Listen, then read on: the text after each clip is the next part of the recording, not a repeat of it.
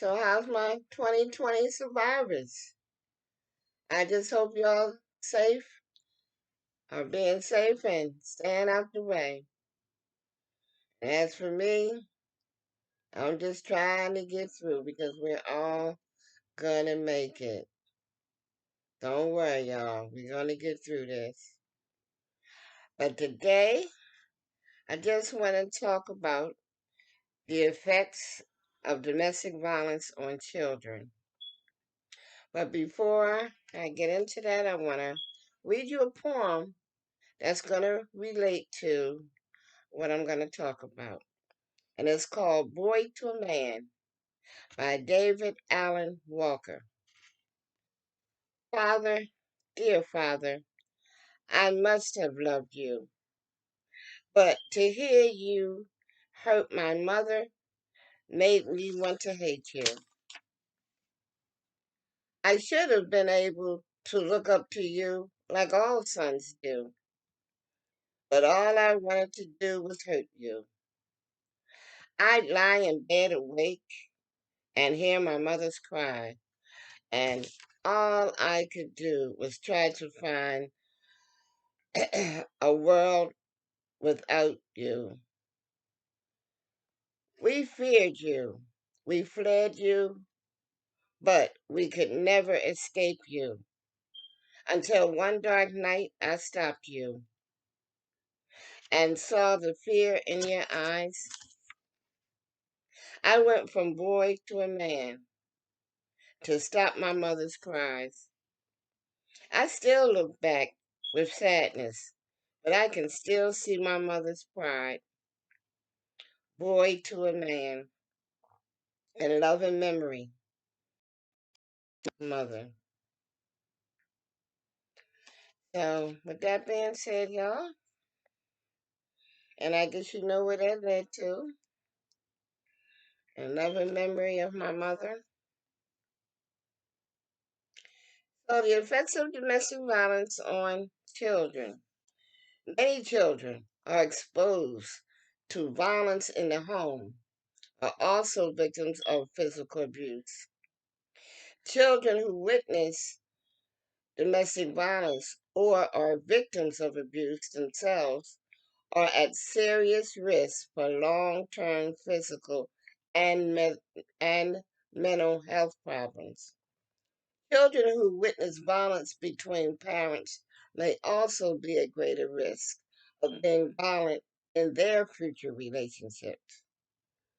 If you are a parent who is experiencing abuse, it can be difficult to know how to protect your children because a lot of times you don't know how to protect yourself. So, what are the short term effects of domestic violence or abuse on children? Now, children in homes where one parent is abused may feel fearful and anxious. They may always be on guard, wondering when the next violent event will happen. This can cause them to react in different ways depending on their age. Now, children in preschool. Young children who witness intimate partner violence may start doing things they used to do when they were younger, such as bedwetting, thumb sucking, increased crying and whining, and they may also develop difficulty falling or staying asleep. They may show signs of terror, such as stuttering or hiding, and show signs of severe separation anxiety. And when your children become bedwetters, it's also a good idea if you would have them checked out medically. Because a lot of times they went to bed for different reasons because they have a fear of something or something that's going on that's troubling them, that's bothering them. So it's good to have it checked out if your child instead of fussing at them or whatever, you just have it checked out because there's a reason. So don't punish them or fuss with them because they're wetting the bed. It's not always because they just don't want to get up and go to the bathroom. It could be other reasons. So just have it checked out. Now, the school age children. Children in this age range may feel guilty about the abuse and blame themselves for it. They may think it's something that they've done. So, domestic violence and abuse hurts children's self esteem. They may not participate in school activities or get good grades. They have fewer friends than others, and they get into trouble more often. They also may have a lot of headaches and stomach aches. Now, the teens who witness abuse may act out in negative ways, such as fighting with family members or skipping school. They may also engage in risky behaviors, such as having unprotected sex and using alcohol or drugs. They may have low self esteem and have trouble making friends. They may start fights or bully others and are more likely to get in trouble with the law. This type of behavior is more common in teen boys who are abused in childhood than in teen girls. So girls are more likely than boys to be withdrawn and to experience depression. So, what are the long term effects of domestic violence or abuse on children? More than 15 million children in the United States live in homes in which domestic violence has happened at least once. And these children are at greater risk for repeating the cycle as adults by entering into abusive relationships or becoming abusers themselves. So, for example, a boy who sees his mother being abused is 10 times more likely to abuse his female partner as an adult. A girl who grows up in a home where her father abuses her mother is more than 6 times as likely to be sexually abused as a girl who grows up in a non abusive home. Children who witness or are victims of emotional, physical, or sexual abuse are at higher risk for health problems as adults. These can include mental health conditions such as depression and anxiety. They may also include diabetes, obesity, heart disease, poor self esteem, and other problems. So, can children recover from witnessing or experiencing domestic violence or abuse? So, each child responds differently to abuse and trauma. Some children are more resonant and some are more sensitive. How successful a child is at recovering from abuse or trauma depends on several things, including having a good support system or a good relationship with trusted adults, or they may have high esteem or healthy friendships.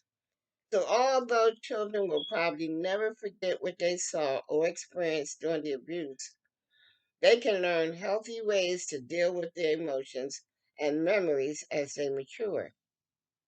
So, the sooner a child gets help, the better his or her chances for becoming a mentally and physically healthy adult.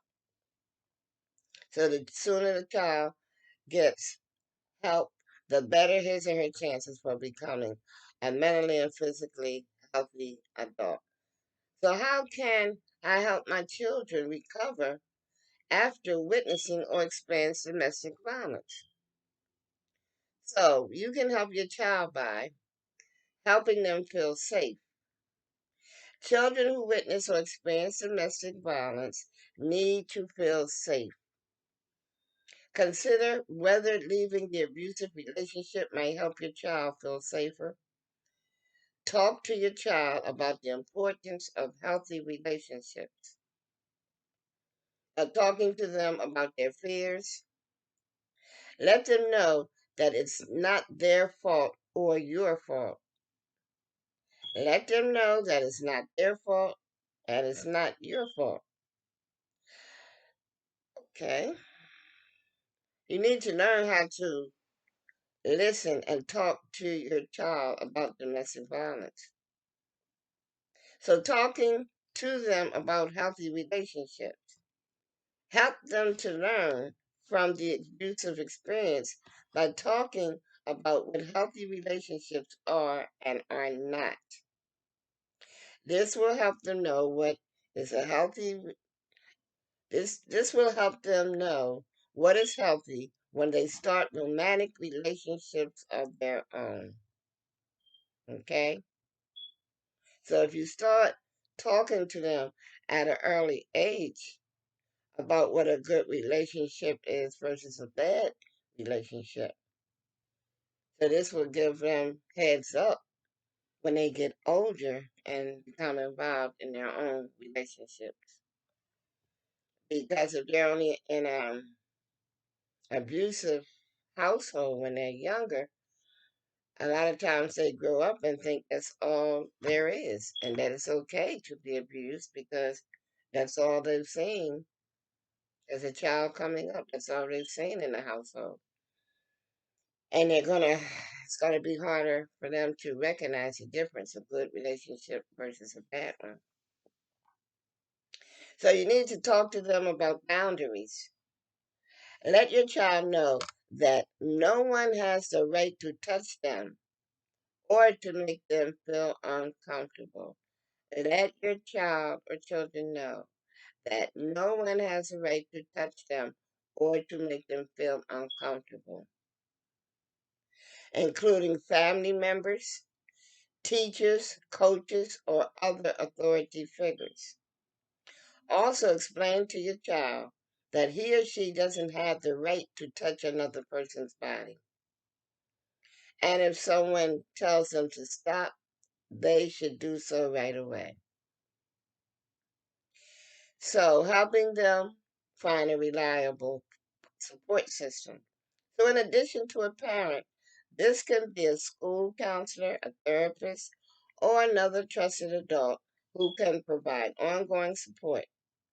Know that school counselors are required to report domestic violence or abuse if they suspect it. So, getting them professional help. Cognitive behavioral therapy, CBT, is a type of talk therapy or counseling that may work best for children who have experienced violence or abuse. CBT is especially helpful for children who have anxiety or other mental health problems as a result of the trauma. During CBT, a therapist will work with your child to turn negative thoughts into more positive ones. The, the therapist can also help your child learn healthy ways to cope with stress.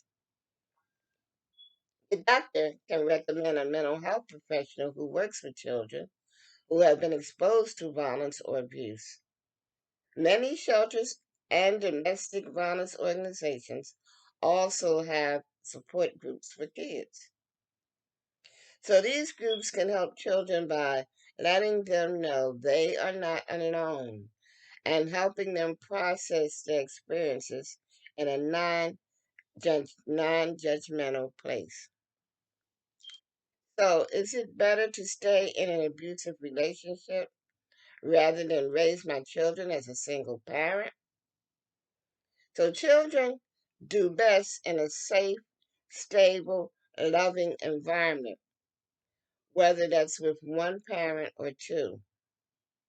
You may think that your kids won't be negatively affected by the abuse if they never see it happen. But children can also hear abuse. They can hear such as screaming and the sounds of hitting. They can hear all this when you think they're in a bed sleep. They can also sense tension and fear. Even if your kids don't see you being abused, they can be negatively affected by the violence they know is happening. So I'm going to read this again.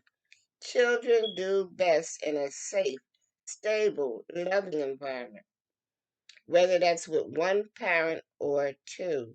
So you may think that your kids won't be negatively affected by the abuse if they never see it happen, but children can also hear abuse, such as screaming and the sounds of hitting, and they can also sense tension and fear.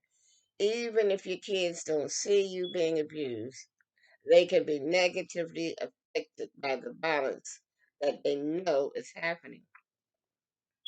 And those fearful sounds sometimes are probably worse to the kids than if they actually see what's happening. Just hearing those sounds of your mother being abused and knocked around and hit and things breaking and the hollering and the screaming and the cursing. So if you decide to leave an abusive situation, you may be helping your children to feel safer and making them less likely to tolerate abuse as they get older. If you decide not to leave, you can still take steps to protect your children and yourself. So, how can I make myself and my children safe right now if I'm not ready to leave an abuser?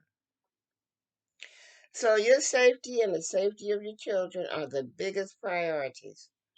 If you are not yet ready or willing to leave an abusive relationship, you can take steps to help yourself and your children, which is including making a safety plan for you and your child. And I think I talked about that. I think it was like in my last video, making a safety plan for you and your child, an escape plan, listening and talking to your child and letting them know that abuse is not okay and it is not their fault. Reaching out to a domestic violence support person who can help you learn your options. So if you're thinking about leaving an abusive relationship, you may want to keep quiet about it in front of your children because children sometimes repeat what they hear. Young children may not be able to keep a secret from an adult in their life. Children may say something about your plan to leave without realizing it. If it would be unsafe for an abusive partner to know ahead of time you're planning to leave, talk only to trusted adults about your plan. And a lot of times, you got to be careful about the people that you think you can trust. Okay, it's better for you and your children to be physically safe than for your children to know ahead of time that you will be leaving. So you just keep that to yourself. Don't let the children hear all the time everything that you talk about. So, did I answer your questions? Okay? And if I didn't answer everything, which I'm gonna try to go over a lot of things concerning domestic violence, as far as I'm gonna talk about domestic violence and the elderly. And like I said before, they abuse your pets. So I'm gonna try and go over as much as this as I can so you can get a better understanding of what domestic violence is all about and how you can see the signs and you can recognize the signs if you or someone that you know that may be in a domestic violence situation. So I'm gonna uh, cover as much information as I can, and I'm also going to leave the hotline or the helpline number down in the comments so that if there's any other information you'd like to know, and if I can't help you, you can call the number, which is 1-800-994-0000. 9662. So, tomorrow I'll probably go over the date rape drugs. It's just so much, so much that entails domestic violence and date rape and relationships and safety, relationships and safety. It's just so much that you need to know that you may not even recognize, you may not even think about as being abusive, especially if your partner or your relative, your family member rather, is not hitting on you. Now, when they're hitting on you, I hope that you know that is physical abuse. But a lot of times you're being mentally abused and you don't even realize it.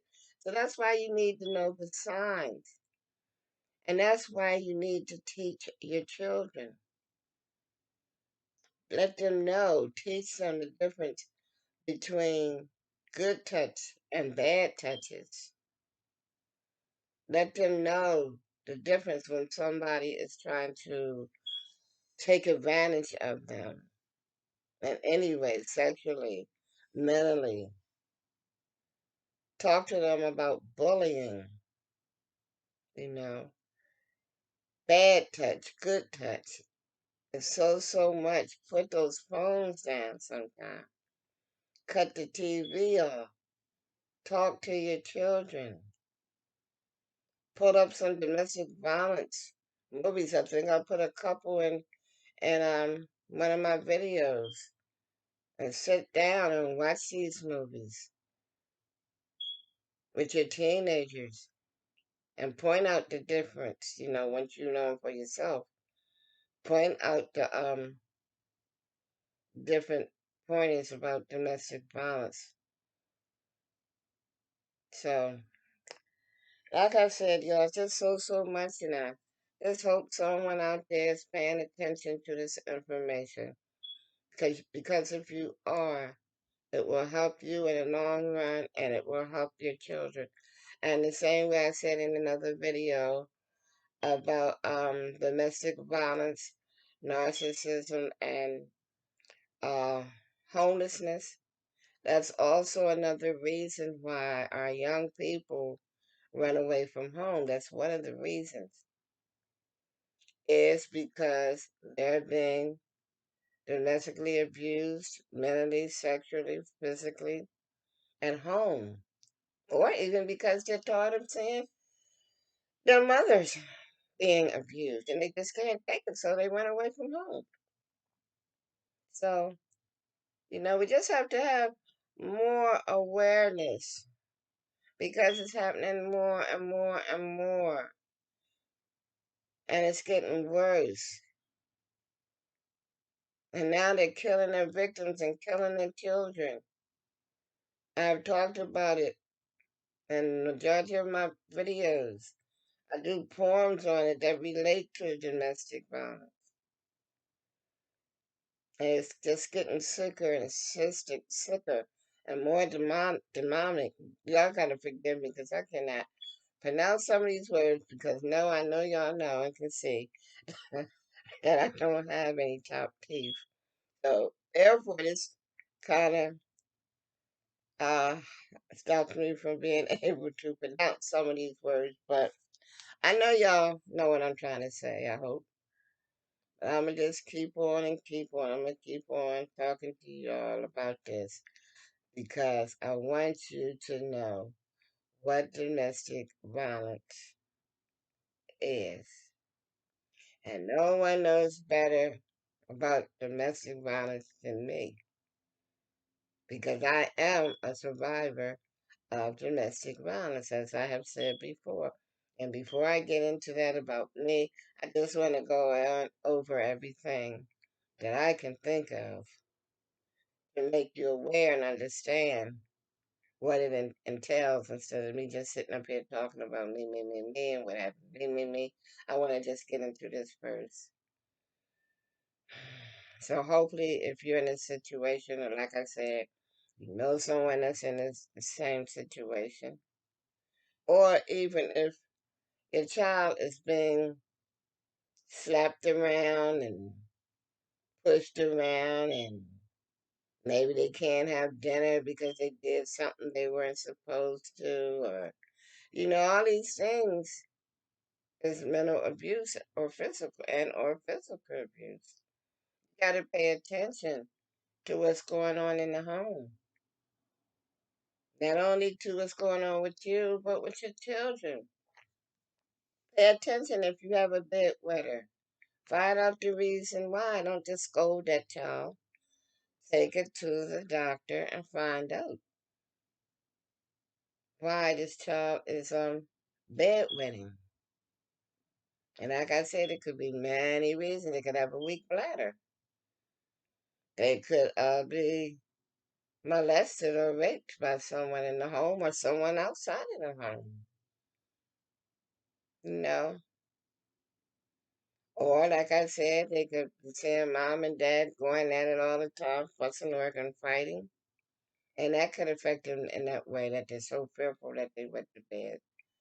But I'm gonna let y'all go now. And I will be back with more and more and more. And hopefully I can help someone out there. If I could just help one person. But yeah. So with that being said, y'all, I just want to say again, stay covered up, 'cause it's getting worse out here.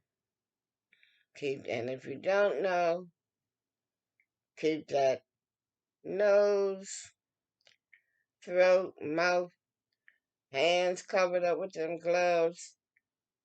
And now it's cold, so yeah, keep that throat covered up. Could have had it covered up in the in the summer at times. At times, I'm not gonna lie and say I did it all the time, but at times I did have that scarf around my neck.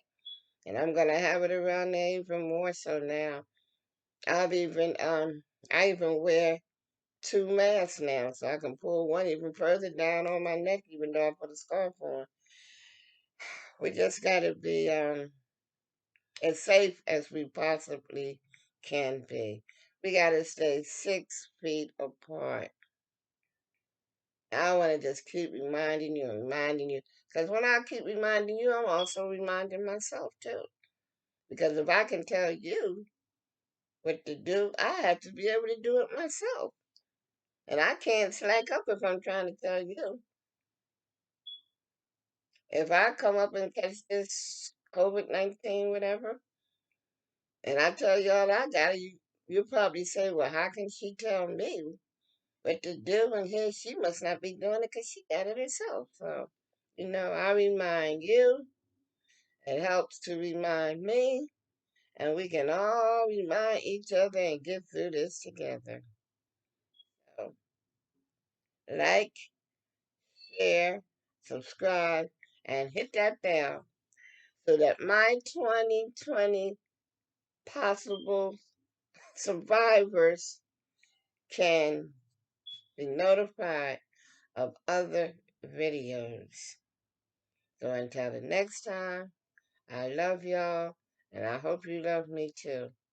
And just stay out the way and stay prayed up.